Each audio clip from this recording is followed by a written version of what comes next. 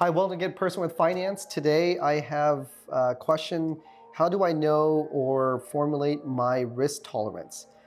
Well, that's a good one. So I guess I can break this into two simple parts. Is that number one, you have to know your finances. What's your financial profile? Meaning, just to keep it simple without going, is what's your net excess after paying yourself, after paying your fixed bills, after paying yourself, and what do you have left over, right? Hopefully that's a positive number. And the higher that positive number, that gives you more of an ability where if you take a loss, you'll be okay. So that's number one, is knowing your finances. Number two is knowing what the heck you are investing in. So obviously if you're investing in something that you're just not clear on, and mainly part of that motivation was because you're FOMOing, like your fear of missing something out. You heard somebody said something awesome, amazing, that really tickled your fancy or got you really excited. Yeah, you're not really an investor. You're just someone who's just following the crowd. And that's okay, like don't get me wrong. I have friends and I have clients that are become accidental millionaires and they've done well, but they even know that, right? So you cannot depend on luck, right? Or hope should not be a plan. So hope is not a plan. So let me be really clear that you have to know what you are investing in, and you have to know what you're investing in, but the value of that investment. If you don't know the value of that investment, then it's hard to know what's the risk return, right? Reward, because I'm risking X, I'm gonna make Y, right? Like that sort of, so it's really important. So a couple of things that I think are some general notes is this, some misconceptions, or just actually something to challenge your own thinking, your own personal finance thinking, is that a lot of you probably think, gee, or you've heard, when you're younger, you can take on more risks and you're invincible, or you're younger, you can invest in risky things and it's totally okay. No, it's not. No, it's not okay. Then just go run around the freeway or something, right? That's high risk. Like it's never okay to take on risks. And if you don't take risks seriously, you cannot call yourself an investor. Great investors are great risk managers. And my God, I can tell you that they are very good at understanding and knowing risk to the level that is like almost scary. So that is what a professional investor is someone who's really good at understanding risk, knowing the risks that they will take, the time and capital that will be required, and what's the return on investment. So if you don't take risk management seriously, or you just kind of brush it off, I'm sorry, but you're not an investor from my perspective. So again, you're getting it from my perspective.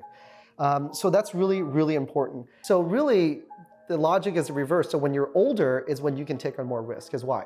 Like for example, a lot of my clients, their house is paid off. They virtually have no debt. So yes, they can take on risk, right? And say invest $100,000 or whatever the amount and lose it, they'll still be okay, right? Their quality of life will not be impacted, right?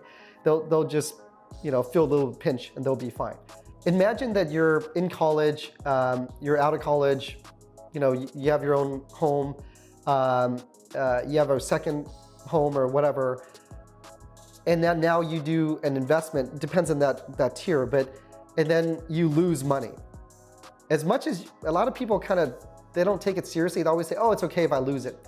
No, it's not okay. When they actually go through that emotion of losing money, it's not as good as they thought, or it's not as fun or exciting as they thought the thrill was. Yeah, the thrill of chasing after some type of stock or opportunity. So be mindful of that. If you never experience a loss before, you don't know what I'm talking about. But if you do, you get it, right? So be very mindful of that fact that, again, when you have your finances together, you can take on more risk, right? So which means that you can lose it all and still be okay.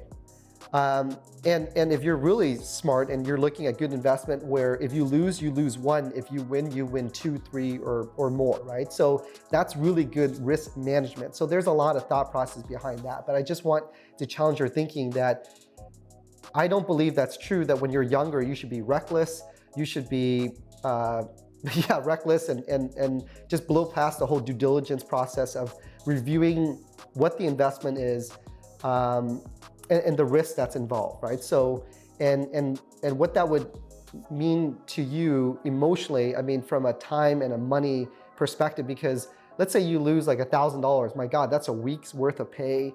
That's a vacation with friends, right? It's very real. So, and what happens when that emotion, remember there's an inverse relationship, high emotions, low intelligence, right? So just be very careful, manage your emotions. And a lot of investing and risk management for younger folks is really managing their emotions. That, like, I see that over and over again, and that's what really beats up the younger generation. Because remember, the stock market is like casinos. I'm not to say that it is a casino, but I'm just going to compare it, right? Just a matter of perspective. Casinos are not built to hand out money. It's not like this casino is handing this much. It's not like you're trick-or-treating and you're going from one casino and you're just collecting money. It doesn't work that way. Same thing with Wall Street. It's really designed with a lot of sophistication. Don't simplify it, or don't think it's something very simple and it's easy to make money or take money from Wall Street, right? Or take money from someone, especially when, just know, as a retail investors don't have the tools, resources, discipline, team, mindset as the pros do. So you can already tell if you don't have all those things, you're going against somebody like that. On the other side of the position, you have your chances are not looking good. I would not bet on you. I would bet on that person if you were that person I'm describing. Anyways, so that's really important. The other thing is this, the plus to when you lose something, is you actually gain something. And so, to comfort my friends and clients is that, when they lose on some investment or whatever that they do, I said, well, but you did gain something besides the tax deduction, is that you gain knowledge and you gain experience. So take that seriously and use that to build towards your next investment, your next venture. So I don't see, that's just my attitude, is I always see the cup as half full, right? And when you stumble forward. It's all about learning. Great investors don't get to where they are instantly, right? They will share with you their many mistakes. And so it's really important to, again, you got to take this seriously and be reflective, learn, write things down. So you can better manage yourself, right? Your emotions, yourself personally. And so when you do your investments and you part ways with your money, because it's being invested somewhere, that you're comfortable, you feel good, and it's a decision that's not going to make you, lose sleep at night.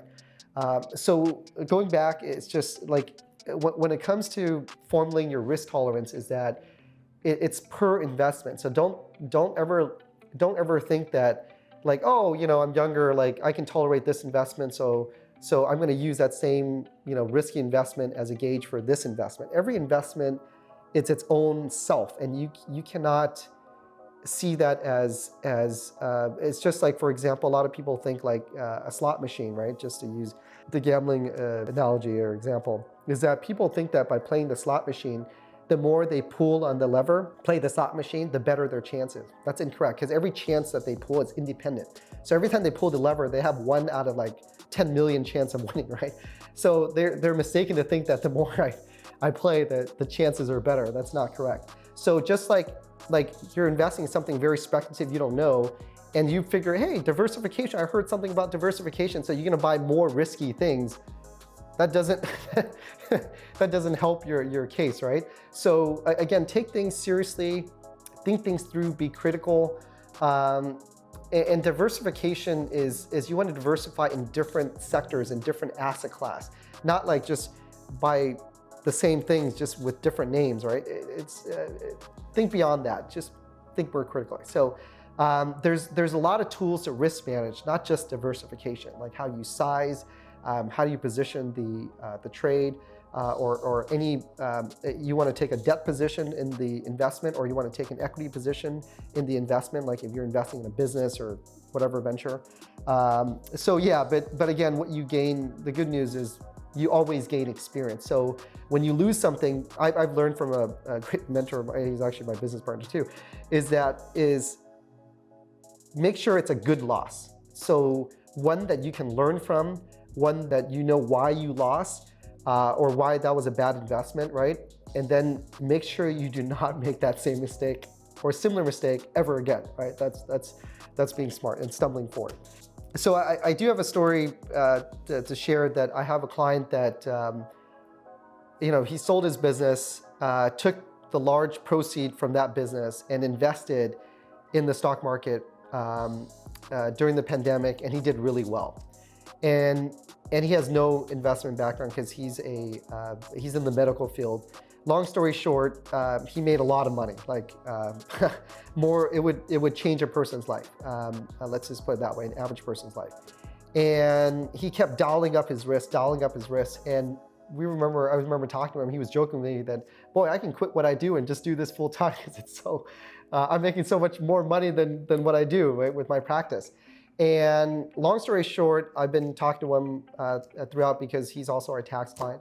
And to date, he's basically lost all of his gains. And so it's really sad because, and the pattern is he kept taking on more risk, and doing more riskier investments. And at the same time, I guess it's just he's not managing his emotions well, and he's really distracted with work. But it's not helping his personal finances. It's not helping him sleep well, and he took something that he thought was very simple. It's never meant to be simple, and just kept dialing his risk. And then what's worse is he started doing what's called revenge trading, and just taking on and adding more risks and doing even more speculative investment with friends.